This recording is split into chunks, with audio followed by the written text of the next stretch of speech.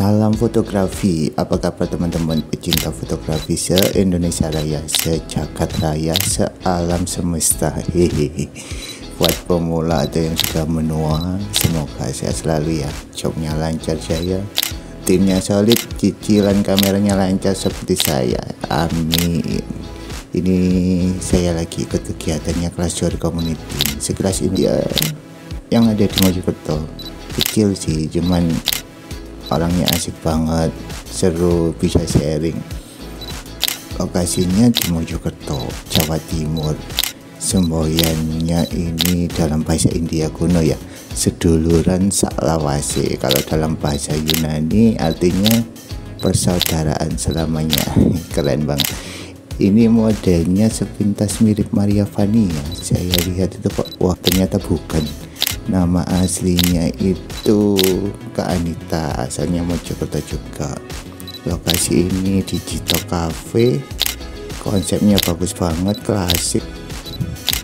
Nyarinya gampang juga kok. Kalau di Google Map ketik aja JTOX Cafe Mojokerto, pasti muncul itu. Kali ini saya pakai Fujifilm X-T10. Kenapa saya pakai ini? Karena memang nggak punya yang lain.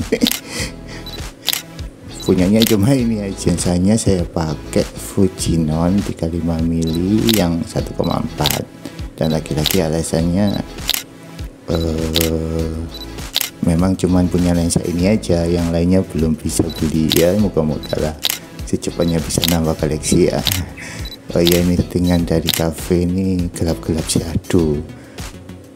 Wajib pakai lighting ya teman-teman, kalau enggak nanti hasilnya kayak hantu ya, gelap-gelap gimana gitu. Saya pakai 2 flash murah meriah ini, 1 juta umat, Godox TT520 yang makro 2 buah, karena kalau pakai satu kayaknya shadownya muncul banget gitu. Jadi 2 flash lumayan lah. Kalau bisa yang 4 flash, 3 flash gitu akan lebih, dimensinya akan lebih muncul kayaknya ya. Dan hasilnya ya gitu, itu jauh dari sempurna, bisa lihat sendiri nih di yang saya tampilkan di slide ini ya. Harap maklum, ini amatiran nih yang lagi belajar bareng. Di kelas sore ini teman-temannya asik banget, bisa ngajarin, bisa sharing, bisa guyonan dan sebagainya.